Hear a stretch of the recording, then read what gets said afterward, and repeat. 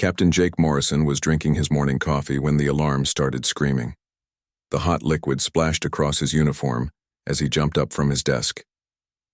Outside the windows of Luna Base, space looked the same as always. Stars twinkled in the black void, and Earth hung like a blue marble in the distance. "Captain Morrison to the bridge," his radio crackled. "Emergency contact from Earth Command." Jake ran through the metal corridors of the space station. Luna Base was small compared to the massive structures in the old movies, but it was home to 300 people. It was also Earth's first line of defense against anything coming from deep space. The bridge was chaos. Officers rushed around checking screens and shouting numbers. Lieutenant Amy Chen looked up from her console with wide eyes. "Sir, you need to see this," she said. "Long-range sensors are picking up something big. Really big." Jake looked at the main screen. At first he saw nothing but stars. Then Amy zoomed in. A dark shape blocked out the stars behind it. As the computer enhanced the image, Jake felt his stomach drop. It was a ship. No, not just one ship. It was an entire fleet of ships, each one bigger than anything humans had ever built. The largest vessel was easily 10 times the size of Luna Base. "How many?" Jake asked. 47 ships, sir. The biggest one is almost 2 miles long." Jake had trained for this moment his entire career, but he never really believed it would happen. First contact with aliens. And they had come in warships. "Get me Earth Command," he ordered. The communication screen flickered to life. General Paul Rodriguez appeared, his face grim. Behind him, Jake could see other officers running around in panic. "Morrison, are you seeing this?" the general asked.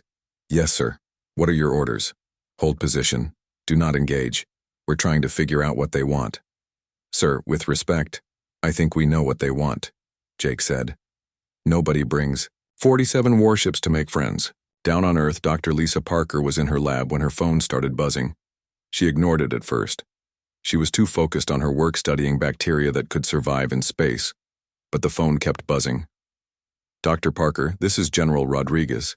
I need you at the Pentagon immediately." "General, I'm in the middle of an important experiment." "The aliens are here." Lisa dropped her phone. For 15 years, she had studied the possibility of alien life. She had written papers about what first contact might look like. She had dreamed of this moment. But in her dreams, the aliens came in peace. 20 minutes later, she was in a government car racing through Washington, D.C. The city looked normal. People walked on sidewalks, cars drove down streets, and children played in parks. None of them knew that humanity was no longer alone in the universe. The Pentagon was not normal. Soldiers ran everywhere. Officers shouted into phones. The usually calm building buzzed with activity like a kicked anthill. General Rodriguez met her at the entrance. He was a tall man with gray hair and tired eyes. Today, he looked older than his 60 years. "Lisa, thank God you're here. We need your expertise." They walked through hallways filled with people Lisa had only seen on television. The Secretary of Defense was there. So was the head of NASA and the chairman of the Joint Chiefs of Staff. "What do we know?" Lisa asked. "They showed up an hour ago, 47 ships. They're sitting near the moon just watching us." "Have they tried to communicate?" "Not yet. We've been sending signals on every frequency we can think of. Nothing." Lisa felt excited and terrified at the same time. This was the moment she had prepared for her entire life, but she had always imagined it would be different. Peaceful, scientific, not military. Back on Luna Base, Jake watched the alien fleet through the best telescopes they had. The ships were unlike anything in human engineering. They were long and sleek, with curves that suggested they were built for speed. But they were also covered in what looked like weapons. "Captain," Amy said, "I'm reading massive energy signatures from those ships. Their power output is off the charts." "How much power are we talking about?" "Each of their smaller ships has more power than our entire base. The big one, I can't even calculate it." Jake nodded. He had suspected as much. Any species that could travel between stars would have technology far beyond human capabilities. The question was what they planned to do with that technology. He didn't have to wait long to find out. At exactly noon, Earth time, every communication device on the planet received the same message. Televisions, radios, phones, and computers all displayed the same thing. It was a face, but not a human face. The alien looked like a reptile that had learned to walk on two legs. Its skin was dark green and covered in scales. Its eyes were yellow, with vertical pupils like a snake. When it spoke, its voice was deep and cold. "People of Earth," it said, "I am War Commander Zethkar of the Draconian Empire. Your world has been selected for integration into our territory." Lisa watched the message from the Pentagon's main command center. Around her, dozens of officials sat in stunned silence. "Have 72 of your hours to surrender," the alien continued. "Lay down your weapons. Cease all military activities. Prepare to accept our authority. If you comply, your integration will be peaceful. If you resist, your cities will be destroyed." The alien's image changed. It showed scenes of other worlds, beautiful cities reduced to smoking ruins, alien soldiers marching through empty streets, massive ships firing beams of energy that turned mountains into glass. "This is what happens to species that resist," War Commander Zethkar said. "You have 72 hours to decide. Choose wisely." The message ended. For a moment, the command center was silent. Then everyone started talking at once. "We need to evacuate the major cities," someone shouted. "Contact the UN immediately," another voice called. "Get me the president on the line." General Rodriguez stood up. "Everyone calm down. Panicking won't help us." But Lisa could see the fear in his eyes. They all knew the truth. Humanity's greatest weapons were primitive compared to what they had just seen. Earth's entire military could not scratch the paint on one of those alien ships. The countdown had begun. 72 hours to surrender or face destruction. But Lisa had spent her life studying life in all its forms.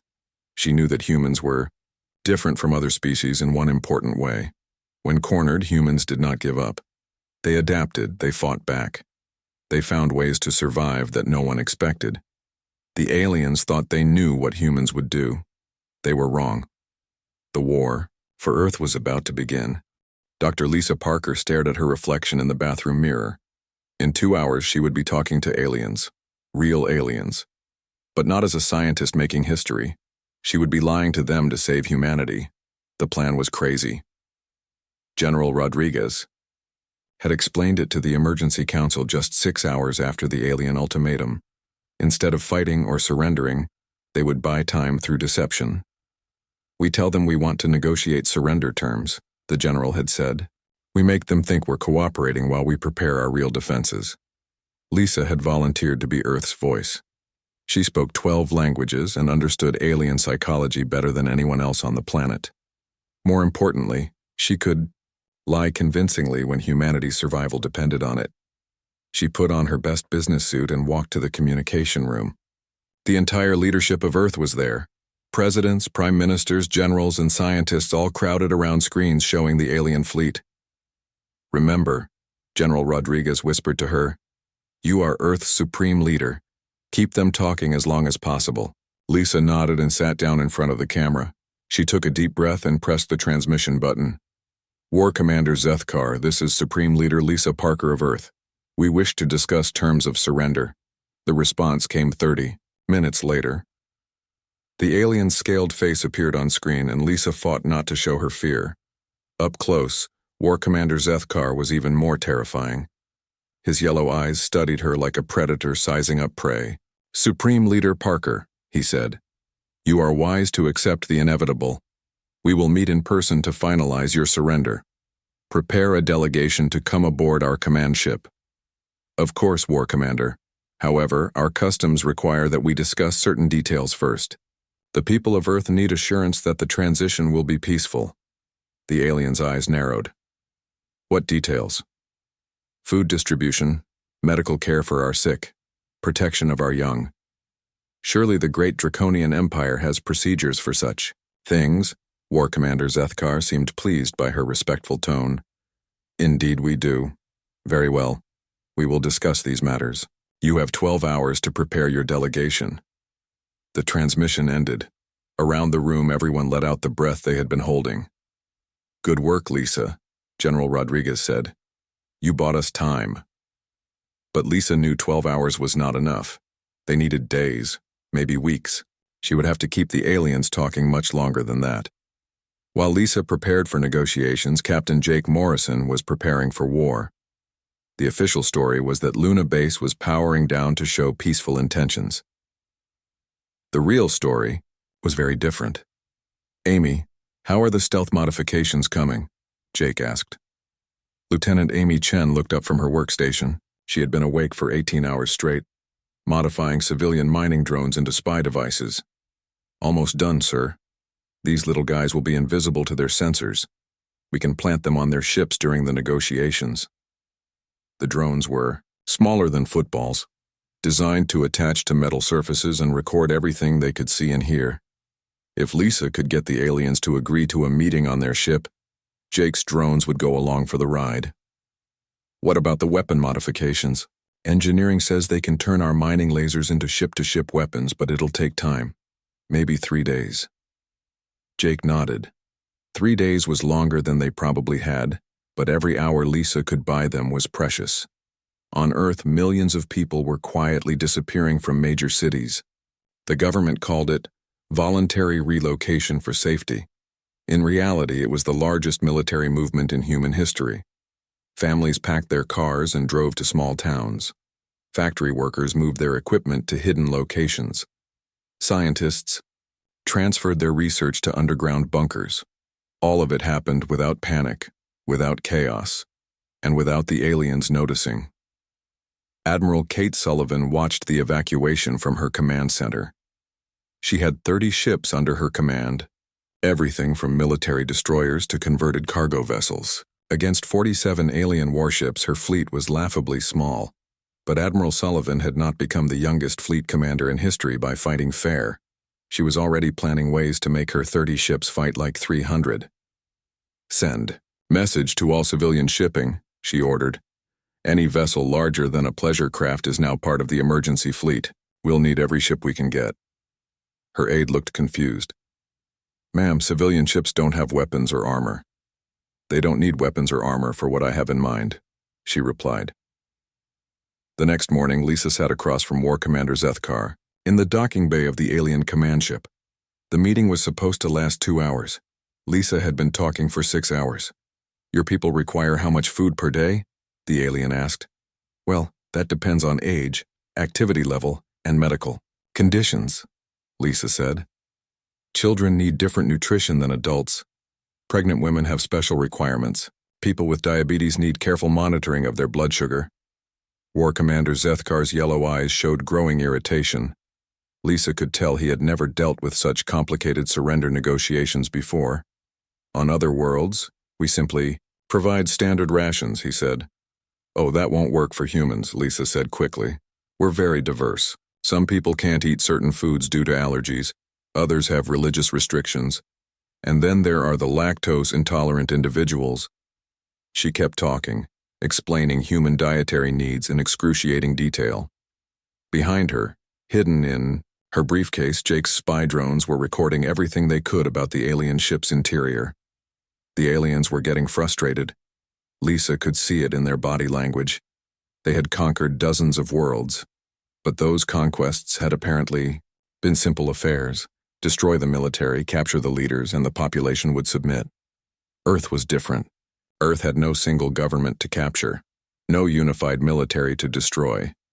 Even as their supreme leader, Lisa could only speak for some of humanity, not all of it. Your species is unusually complex, War Commander Zethkar said. Oh, you have no idea, Lisa replied with a smile. While Lisa kept the aliens busy with endless bureaucratic details, teams of human engineers were studying every piece of alien technology they could find. The spy drones transmitted detailed images of alien computers, weapons, and engines. Dr. Marcus Bell led the reverse engineering effort from a bunker beneath the Rocky Mountains. He had been awake for 36 hours straight, trying to understand Alien technology that was centuries ahead of human science. "Look at this," he told his team, pointing to images from the spy drones. "Their computer systems are incredibly advanced, but they all connect to each other. If we could hack into one, we could potentially access their entire network." Finished. Dr. Sarah Kim, his second in command. It was a long shot. Human computer programming was primitive compared to alien systems. But humans had one advantage the aliens did not expect. Humans were used to dealing with incompatible systems. Earth had hundreds of different computer languages, operating systems, and hardware designs. Human programmers were experts at making different systems work together. Alien systems, by contrast, seemed to be standardized across their entire empire. They were powerful but inflexible. By the third day of negotiations, War Commander Zethkar was openly angry. "Supreme Leader Parker, these discussions are taking too long. Other worlds surrender in hours, not days." "I understand your frustration," Lisa said calmly. "But humans are not like other species. We have many different cultures, languages, and beliefs. Uniting us takes time. Then perhaps we should simply destroy your major cities and rule over the survivors." Lisa's heart pounded, but she kept her voice steady. "That would be unfortunate, War Commander. Dead humans cannot work in your mines or factories. Living humans who cooperate willingly are much more productive than slaves who hate you." The alien paused. Lisa could see him calculating. She was right, and he knew it. Willing workers were better than rebellious slaves. "You have 48 more hours," he said finally. "After that, we begin bombardment." Lisa nodded respectfully. "Thank you for your patience, War Commander. I believe we can reach an agreement that benefits everyone." But as she spoke, she was thinking about the reports coming in from around the world. Human cities were almost empty. Underground facilities were fully operational. Admiral Sullivan's expanded fleet was hidden throughout the solar system. The countdown continued, but humanity was no longer just waiting for destruction. They were preparing to fight back in ways the aliens could never imagine. War Commander Zethkar thought he was negotiating with a frightened species begging for mercy. He had no idea he was being led into the most dangerous trap in galactic history. The negotiations ended at exactly noon on the 5th day. War Commander Zethkar's patience had run out completely. "Supreme Leader Parker, your time is over," the alien said, his yellow eyes cold with anger. "We have wasted enough time on your delays. Surrender now or face destruction." Lisa sat in her chair on the alien command ship, surrounded by Draconian soldiers. She had known this moment would come. 5 days of talking had bought humanity precious time. But now the real war was about to begin. "War Commander, my people, need more time to organize the surrender," she said calmly. "No more time," Zethkar roared. "Your cities will burn. Your military will be destroyed. Then the survivors will beg us for mercy." Lisa stood up slowly. "I'm sorry you feel that way, War Commander. But I should tell you something important." "What?" "I'm not really Earth's supreme leader. Humans don't have a supreme leader. We don't have a single government, and we were never planning to surrender." The alien's scaled face twisted with rage. "What? We were buying time to prepare our defenses, and now that we're ready, I have a message for you from the real leaders of Earth." Lisa smiled. "Welcome to our hunting ground." War Commander Zethkar raised his hand to strike her, but alarms suddenly started screaming throughout the ship. His officers were shouting in their alien language, pointing at displays showing flashing red warnings. Lisa's spy drones had been more than just recording devices. They were also computer viruses, designed by human programmers to infect alien systems. After 5 days of careful observation, they had finally found their way into the Draconian network. The alien command ship's lights flickered, its engines stuttered. For 30 seconds, the most powerful warship in the Draconian fleet was completely helpless. That was all Admiral Kate Sullivan needed. Her attack came from everywhere at once. Ships that the aliens had dismissed as civilian cargo vessels suddenly opened fire with weapons that should not have existed. Mining lasers that had been modified into ship killers. missile pods hidden inside cargo containers, even construction, drones converted into kamikaze weapons. The Draconians had expected to fight Earth's 30 military ships. Instead, they found themselves battling over 300 vessels of every size and type imaginable. All ships, this is Admiral Sullivan. Her voice crackled over the radio. Operation Phantom is now active. Show these lizards how humans really fight. Captain Jake Morrison watched the battle from Luna Base with fierce satisfaction. His spy drones had done their job perfectly. Now it was time for the next phase. Amy, are the evacuation shuttles ready? He asked. Yes, sir. All civilian personnel are loaded and ready for emergency departure. Good, because we're about to do something very stupid. Luna Base was not just a space station. It was also humanity's most advanced manufacturing facility, capable of building everything from computer chips to fusion reactors. The aliens knew this, which was why they had been careful not to destroy it during their attack. They wanted to capture Luna Base intact and use its facilities for their own purposes. Jake was about to make sure that never happened. All personnel abandon station immediately, he announced over the intercom. This is not a drill. As the last shuttle departed, Jake initiated the station's self-destruct sequence. But this was not just an explosion. Human engineers had turned Luna Base into the galaxy's largest booby trap. The station began to break apart exactly as planned. Chunks of metal and machinery drifted toward the alien fleet, looking like harmless debris from a destroyed facility. The Draconians ignored them, focused on the battle with Admiral Sullivan's ships. They did not notice that each piece of debris contained hidden surprises. Some were bombs. Others were boarding pods filled with human soldiers. Still others were communication jammers designed to disrupt alien coordination. Down on Earth, General Paul Rodriguez stood in his underground command bunker, watching the battle through satellite feeds.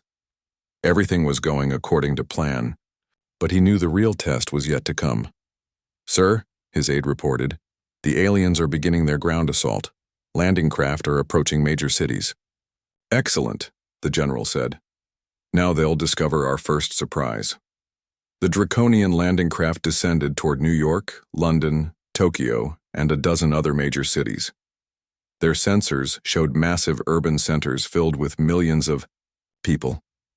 Easy targets for their standard conquest tactics. But when the landing craft touched down, the aliens found empty streets. The cities were not abandoned, they were traps. Every building had been rigged with sensors and remote-controlled weapons. Every subway tunnel had been turned into a defensive position. Every sewer system had become a highway for human soldiers to move unseen. The aliens had studied human military tactics from their databases. They knew about armies and tanks and fighter jets, but they had never encountered urban guerrilla warfare on this scale. Lieutenant Commander Amy Chen led her team through the abandoned streets of Chicago. She had volunteered for the most dangerous assignment of all, close combat with alien soldiers. Her team was not made up of professional soldiers. There was a construction worker who knew every building in the city, a subway maintenance engineer who could navigate the underground tunnels in complete darkness, a computer programmer who could hack alien equipment, an emergency room doctor who could treat wounds without proper medical facilities. They were ordinary people who had become extraordinary fighters because their world was in danger. Contact ahead, whispered the construction worker. 6 aliens moving toward the federal building. Amy studied the alien patrol through her binoculars. The Draconians were 7 feet tall and heavily armed, but they moved in perfect formation. Too perfect. They expected their enemies to fight like soldiers, not like guerrillas. Tommy, can you bring down that construction crane? She asked the construction worker. Sure thing, give me 2 minutes. The aliens never saw it coming. One moment they were marching down the street in formation. The next moment, a 50-ton crane was falling on top of them. The few survivors found themselves surrounded by humans who appeared from manholes, windows, and rooftops. The pattern repeated across the planet. Alien forces would secure an area, only to discover that their enemies could appear anywhere and disappear just as quickly. Humans fought from locations the aliens had never considered. Storm drains, abandoned factories, subway tunnels, and even the tops of skyscrapers. The Draconians had superior weapons and armor, But they could not fight enemies. They could not find. Back in space, Admiral Sullivan's fleet was taking heavy losses, but they were also inflicting damage the aliens had not expected. Human ships would ram alien vessels, sacrificing themselves to destroy much larger targets. Civilian craft would hide among asteroids and attack when the aliens came too close. Most importantly, the human virus was spreading through the alien computer network. Ships would suddenly lose power or have their weapons malfunction at critical moments. The perfect coordination that made the Draconian fleet so deadly was breaking down. War Commander Zethkar stood on the bridge of his damaged command ship, trying to understand what was happening. His fleet was winning. They had destroyed over half the human ships and controlled most of Earth's major cities. But somehow, they were also losing. "Report," he demanded. "Sir, our ground forces are taking heavy casualties. The humans are not, fighting like any species we have encountered before." "What do you mean?" "They have no central command structure. They do not defend fixed positions. They attack and retreat constantly, appearing where we do not expect them." Zethkar studied the tactical displays. The humans were fighting like insects, individually weak but collectively strong. When his forces destroyed one human position, 2 more would appear elsewhere. "Sir, we're also experiencing widespread system failures across the fleet. Our computers are being infected by some kind of virus." "How is that possible? Human technology is primitive." "Unknown, sir. But 17 ships have lost partial functionality, and the infections are spreading." For the first time since arriving at Earth, War Commander Zethkar felt a cold fear in his chest. The Draconian Empire had conquered 43 worlds using the same tactics: destroy the military, capture the leaders, control the population. But Earth had no unified military to destroy, no single government to capture, and the population refused to be controlled. The humans were not fighting a war. They were fighting for survival. And creatures fighting for survival were far more dangerous than soldiers following orders. As night fell over the battlefield, Zethkar realized that his perfect conquest was turning into a nightmare. The humans had turned their entire planet into a weapon, and every human was now a soldier. The hunt had begun, but the Draconians were no longer the hunters. They had become the prey. 3 weeks into the war, Captain Jake Morrison floated in the wreckage of what used to be Luna Base. His plan had worked better than expected. The debris field had become a maze of hidden weapons and booby traps that claimed alien ships daily. But Jake was not done fighting. He was preparing for the most dangerous mission of his life. "Are you sure about this, Captain?" Lieutenant Amy Chen asked through the radio. She was piloting a small mining ship toward the alien destroyer that had been damaged by Luna Bases. "Debris. We need that ship, Amy. It's our best chance to hurt them where it counts." The alien destroyer hung in space like a wounded whale. Its engines were dead, and its crew was working frantically to repair the damage. They had no idea that humans were about to board their ship. Jake's boarding party was unlike any military unit in history. There was Amy, the space station engineer, who knew every trick for moving through damaged ships. Marcus, a civilian mechanic who could fix anything with spare parts and determination. Elena, a computer programmer who had helped create the virus infecting alien systems. And Bobby, a former circus acrobat who could move through zero gravity like he was born for it. They approached the alien ship in a cargo pod designed to look like more debris. The aliens had stopped paying attention to the wreckage floating around them. That was their first mistake. Jake's team cut through the hull using modified welding torches. The aliens had thick armor, but human tools were designed to cut through metal in space. It took 20 minutes to make a hole big enough to crawl through. Inside the ship, Jake got his first close look at Draconian technology. Everything was built for creatures much larger than humans. The corridors were wide and tall. The control panels were designed for hands with claws. But there was something else Jake noticed. Everything looked the same. "Elena, are you seeing this?" he whispered into his radio. "Yeah, Captain. Their whole ship uses identical components. Same computer terminals, same control systems, same everything. It was the opposite of human technology. On Earth, every ship was different because they were built by different companies in different countries with different ideas. But the alien ship was standardized from top to bottom. That gave Jake an idea. If everything uses the same system, then everything has the same weaknesses, he said. Elena grinned. Exactly what I was thinking. While Elena worked on hacking the ship's computers, the rest of Jake's team spread out to plant explosives. But these were not ordinary bombs. They were designed to make the ship look like it was still working, while actually being completely under human control. The alien crew never knew they were there. Humans were much smaller than Draconians, so they could crawl through maintenance shafts and hide in spaces too small for the aliens to notice. It was like being mice in a house full of cats. Back on Earth, the guerrilla war was getting more intense. General Paul Rodriguez watched reports from around the world. The aliens controlled most major cities during the day, but at night humans took them back. Sir, we have a problem, his aide reported. The aliens are adapting. They're starting to patrol in smaller groups and using motion sensors. Rodriguez nodded. He had expected this. The aliens were smart and they learned from their mistakes. But humans learned faster. Send word to all resistance cells. Time for Phase 2. Phase 2 was psychological warfare. Dr. Lisa Parker had studied Draconian behavior during her 5 days on their command ship. She had learned something important about how their minds worked. Draconians were pack hunters who relied on perfect coordination and overwhelming force. They expected their enemies to fight back with similar tactics. But humans were not pack hunters. Humans were persistence hunters who could adapt to any situation. Lisa's psychological operations began that night. Human hackers took control of alien communication systems and began broadcasting disturbing messages. Instead of military communications, the aliens heard human music, laughter, and stories about Earth's history. But not just any stories.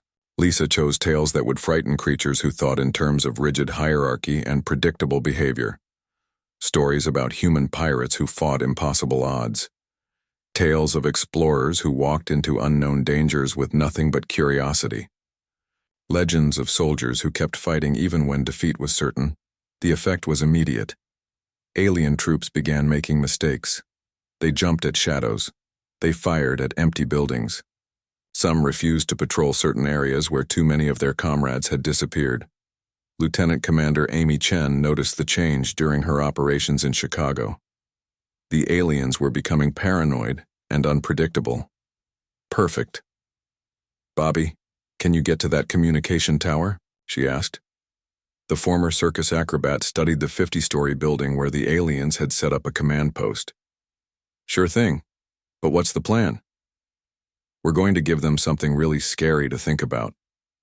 That night, Bobby climbed the outside of the building using nothing but his hands and feet. 50 stories up in complete darkness with alien patrols below. It was insane. It was impossible. It was exactly the kind of thing humans did when they had no other choice. He reached the communication array and planted Elena's special surprise. Not a bomb or a virus, but something much worse for alien morale. A recording device that would broadcast human voices throughout their network, but not threatening voices. Laughing voices, children playing, people singing, families having dinner together. All the sounds of a species that refused to be conquered. In space, Admiral Kate Sullivan was facing her own challenges. Her fleet was down to less than 100 ships, but they had destroyed or damaged 15 alien vessels. More importantly, they had captured something valuable. Admiral, the boarding team has successfully taken control of the alien destroyer, Jake Morrison reported. Outstanding, Captain. What's your status? We have full access to their computer systems. Elena says she can use their communication array to spread our virus to their entire fleet. Sullivan smiled. One captured ship was about to become humanity's greatest weapon. Do it, Captain. Send them our regards. The virus upload began immediately, but this was not the same simple program they had used before. 3 weeks of studying alien technology had taught human programmers exactly how Draconian systems worked. Theto, new virus was designed to spread slowly and quietly. Instead of causing immediate system failures, it would wait and watch, learning alien procedures, copying alien data, and most importantly, giving humans access to every alien communication in the fleet. War Commander Zethkar felt the walls closing in around him. Half his fleet was damaged or destroyed. His ground forces were trapped in cities that had become death traps. And now his own ships were turning against him. "Sir, we're receiving reports of system malfunctions across the entire fleet," his communications officer reported. "How many ships affected?" "All of them, sir. The human virus has infected our entire network." Zethkar stared at the tactical display. His perfect fleet was falling apart. Ships were losing power at random intervals. Weapons would not fire when ordered. Some vessels were even broadcasting human music instead of military communications. But the worst part was not the technical failures. It was the fear. His troops were terrified of an enemy they could not understand. Humans appeared everywhere and nowhere. They fought with weapons that should not work. They used tactics that made no sense.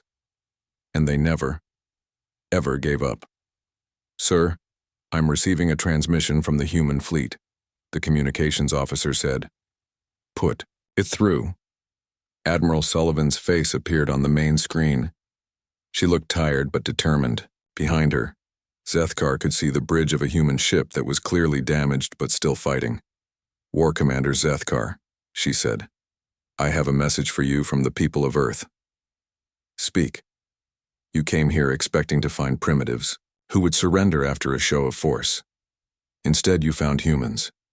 We don't surrender, we don't give up, and we don't fight fair. You can destroy our cities, but we'll fight from the ruins. You can sink our ships, but we'll ram yours with the wreckage. You can kill millions of us, but the survivors will hunt you to the ends of the galaxy." Zethkar felt something he had never experienced before in 43 successful conquests. Doubt. "What do you want?" he asked. "Nothing," Sullivan replied. "This isn't a negotiation. This is a warning. Leave now, or we'll show you what humans are really capable of when we stop being nice." The transmission ended. Zethkar stood alone on his bridge, surrounded by malfunctioning equipment and terrified officers. For the first time in his military career, he was not sure his side would win. The humans had turned his perfect conquest into a nightmare, and somehow, he suspected the nightmare was just beginning. The end came faster than anyone expected. War Commander Zethkar stood on the bridge of his flagship, watching his fleet fall apart around him.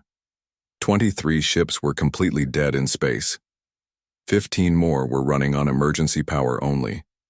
His ground forces had been trapped in Earth cities for 2 weeks without resupply. But the worst part was the silence.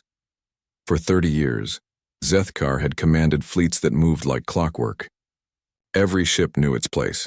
Every captain followed orders without question. Every battle plan unfolded exactly as designed. Now his communication channels were filled with human voices singing children's songs. His tactical displays showed cartoon pictures instead of military data. His officers jumped at shadows and refused to leave their ships. "Sir, we're receiving another surrender request from Captain Vexstar," his communications officer reported. "Denied," Zethkar growled. "No ship surrenders without my permission." But he knew it was too late. His perfect fleet was no longer under his control. Individual captains were making their own decisions. Some tried to run, others tried to fight alone. A few were actually talking to the humans about switching sides. The Draconian Empire had built its military on absolute obedience to hierarchy. Without that hierarchy, his fleet was just a collection of scared aliens and broken ships. Captain Jake Morrison watched the alien fleets collapse from the bridge of his captured destroyer. In 4 weeks, he had gone from commanding a space station to commanding the most advanced warship in human history. "Elena, what's the status on their communication network?" he asked. "Complete access, Captain. We can see everything they're doing before they do it." "And the virus?" "Spreading to every ship that tries to make contact with the fleet.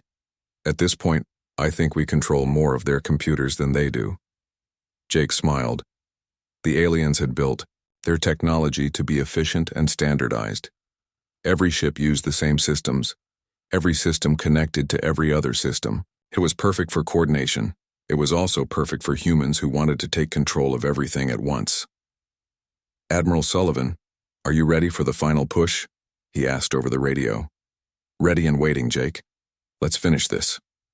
"Admiral," Sullivan's remaining fleet moved in for the kill. 70 human ships against what was left of the Draconian fleet.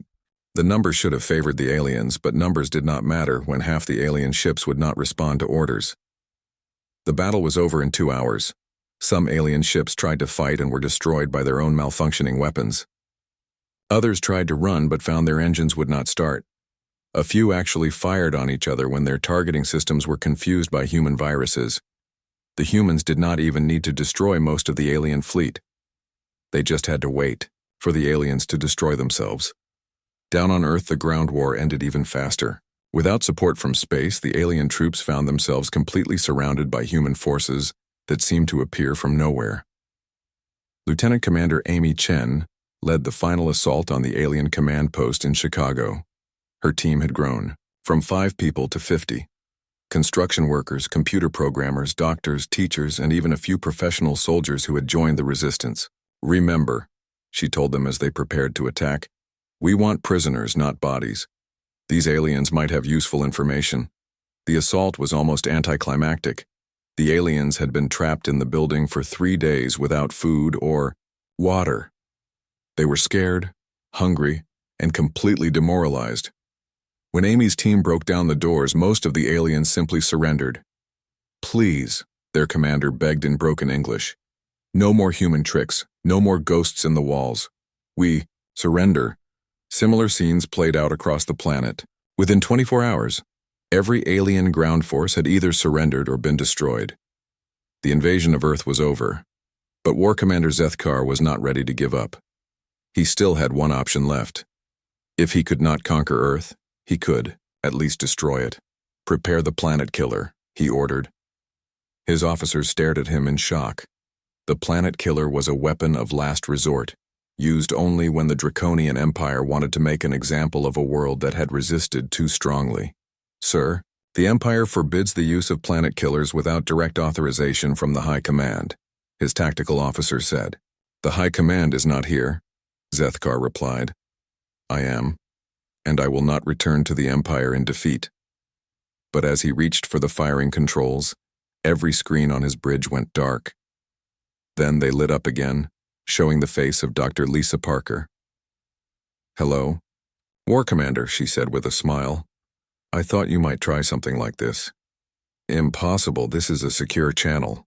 Nothing is secure from humans who have had a month to study your technology. Your planet killer is now under our control, as is your ship, as is your entire fleet." Zethkar looked around his bridge. His officers were pressing buttons that did nothing. Their weapons would not fire. Their engines would not respond. Even the lights were controlled by human hackers. "What do you want?" he asked. "We want you to leave," Lisa said simply. "Take your surviving ships and go home. Tell your empire that Earth is not available for conquest.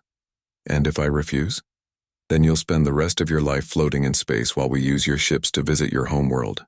I'm sure your empire would be very interested to meet the species that defeated their finest fleet." Zethkar felt the last of his pride crumble. He had been outfought, outthought, and outmaneuvered by a species he had considered primitive. His perfect conquest had become a humiliating defeat. "Very well," he said. "We will leave." "Good choice. But War Commander, there's one more thing." "What?" "Some of your ships are too damaged to make the journey home. The crews of those ships have asked to remain on Earth as refugees. We've agreed to let them stay." Zethkar's eyes widened. "You're keeping prisoners?" "Not prisoners, guests. It turns out that when you treat people with respect instead of trying to conquer them, they sometimes want to be your friends. Who would have thought?" The transmission ended. Zethkar stood alone on his bridge, surrounded by the wreckage of his military career. Around him, his officers were already preparing for the long journey home. 3 days later, the surviving Draconian ships limped away from Earth. 18 vessels out of the original 47. Their crews were broken, their technology compromised, and their reputation destroyed. But they were alive, which was more than they deserved after trying to conquer humanity.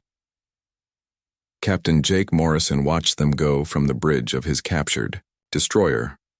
The ship was now part of Earth's new space fleet along with 6 other captured alien vessels. Think they'll be back? Amy asked. Maybe, Jake said. But if they are, we'll be ready. Dr. Lisa Parker stood in her laboratory, studying samples of Draconian technology. The aliens had left behind enough equipment to advance human science by centuries, faster than light travel, energy weapons, and computer systems that could think for themselves. But the most valuable thing they had left behind was knowledge. Knowledge that humans were not alone in the universe. Knowledge that there were other species out there, some friendly and some hostile. And most importantly, knowledge that humans could hold their own against anyone. General Paul Rodriguez addressed the world from his underground bunker. The war was over, but the work was just beginning. My fellow humans, he said, today we have proven that our species cannot be conquered. We have shown that our diversity is our strength, our adaptability is our weapon, and our determination is our shield. The galaxy now knows that Earth is not a target. It is a warning. Admiral Kate Sullivan smiled as she read the reports from across the solar system. Humanity's new fleet was already exploring the outer planets, looking for resources and building new colonies. The aliens had meant to conquer Earth. Instead, they had given humanity the tools to explore the stars. The Draconian fleet had disappeared, but they had left something behind. They had left a human species that was no longer alone, no longer afraid, and no longer willing to hide on one small planet. The galaxy was about to discover what humans could really do when they stopped being defensive and started being curious, and, somewhere in the depths of space, War Commander Zethkar sent a message to his empire. It was short and simple. Do not attack Earth. The humans are not what we anticipated. They are much, much worse.